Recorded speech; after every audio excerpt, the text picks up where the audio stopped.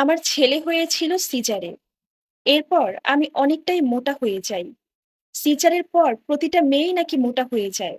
এখানে আমার দোষটা কোথায়? শুধুমাত্র মোটা হয়ে যাওয়ার কারণে আমার স্বামী আমাকে এতটাই শারীরিক এবং মানসিক নির্যাতন করে যে আমি নিজেকে শেষ করে দেওয়ার সিদ্ধান্ত নেই। আমার বেবি হওয়ার আগে আমি অনেক সুন্দরী ছিলাম। কিন্তু বেবিটা হওয়ার পর রাতের পর রাত, দিনের পর দিন আমাকে সজাগ থাকতে হয়। বাড়ির সবাই নাক ডেকে ঘুমালেও আমার আর ঘুম হতো না। সারারাত সজাগ থাকতাম। সকালবেলা উঠে বাসার যাবতীয় সব কাজ আমাকে নিজের হাতে করতে হতো। এরপর আবার সারারাত বাচ্চাটা কান্না করলে ওকে নিয়ে বসে থাকতে হতো। কই, তখন তো বাচ্চার কান্না শুনে কেউ উঠে এসে বলে না যে, "বাচ্চাটাকে আমার কাছে দাও। তুমি একটু সময় ঘুমাও।" শ্বশুরবাড়িতে কেউই কয়েক ঘন্টার জন্য আমার বাচ্চাটাকে নিয়ে তাদের কাছে রাখতো না। রাতের বেলা যখন আমার বাচ্চাটা কান্না করত, তখন শ্বশুর, শাশুড়ি, ননদ এমনকি আমার স্বামীও বিরক্ত হতো। এরপর আস্তে, আস্তে আমার বাচ্চাটার যখন ৬ মাস হয়, তখন আমি লক্ষ্য করি আমার স্বামী আস্তে, আস্তে আমার থেকে দূরত্ব বাড়াতে লাগলো। এখন সে আর আমার কাছে আসে না। সে আমাকে অভিযোগ করে, আমার শরীর থেকে নাকি আষ্টে গন্ধ আসে।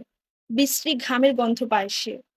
কিন্তু সারাদিন বাসার সব কাজ করে একটা ছোট্ট বাচ্চাকে পেলে-পুষে আমার আর সুযোগ হতো না নিজেকে পরিপাটি রাখার। নিজেকে সুন্দর এবং পরিপাটি রাখতে হলে তো একটু সময়ের প্রয়োজন। সেই সময়টুকুও না আমার ছিল না। শ্বশুরবাড়িতে সব কাজ একা হাতে আমি করতাম। এত কাজেও কেউ আমাকে একটুও সাহায্য করত না। এমনকি শাশুড়ি ননদও না। এত কিছু করে কখন নিজের জন্য একটু সময় বের করব? কখন বা নিজেকে পরিপাটি করে রাখবো? যাই হোক, আমার স্বামী এখন আর আমার সাথে থাকে না।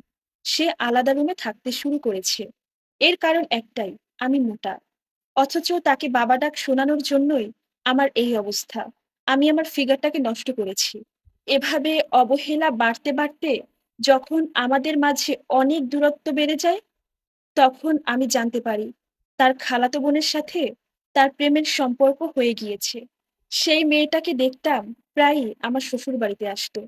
১ম আমার কিছুই মনে হতো না। আমি স্বাভাবিক মনে করতাম। নিজের মতো সবাইকে সরল ভাবতাম। এরপর যখন তারা অবাধে চলাফেরা করতে শুরু করলো, তখনই বিষয়টা আমার চোখে লাগে। কখনো, কখনো আমার স্বামী ওই মেয়েটাকে নিয়ে রাতে খাবার খেতে যায়। সেই সব ছবি তুলে আবার সেই মেয়েটা ফেসবুকে আপলোড দিত। কখনো, কখনো দেখতাম আমার স্বামী রাতে বাড়িতে ফিরত না। তখন আর আমার বুঝতে বাকি রইল না যে সে আমাকে ধোঁকা দিচ্ছে। আমার বাচ্চাটাকে যখন সে বাবার আদর থেকে বঞ্চিত করলো, তখন আর আমি মুখ বুজে সহ্য করতে পারলাম না। এসব কিছু সহ্য করতে না পেরে সেদিন সরাসরি তাকে প্রশ্ন করলাম, "তুমি কি এইসব গুনাহর কাজ থেকে নিজেকে সংযত করতে পারবে?" আমার মুখে এই কথা শুনে সেদিন সে আমাকে এমন মারা মারলো যে আমার ডান হাতটা ভেঙে যায়। আমি তখন আমার বাচ্চাটাকে এক হাত দিয়ে বুকের সাথে আঁকড়ে ধরে কাঁদতে, কাঁদতে বাপের বাড়িতে চলে আসি। বাবার বাড়িতে এসেছি আজ ১ বছর হলো। একটা বারের জন্য সে আমাদেরকে দেখতে কিংবা নিতে আসেনি। তবে ২-১ দিন কল দিয়ে জিজ্ঞেস করেছিল, আমরা কি বেঁচে আছি? ২ মাস আগে জানতে পেরেছি সে তার খালাতো বোনকে নিয়ে বিদেশে চলে গেছে। তবে এর সত্যটা আমি যাচাই করতে যাইনি। কিন্তু আমি তাকে এখনো ভালোবাসি।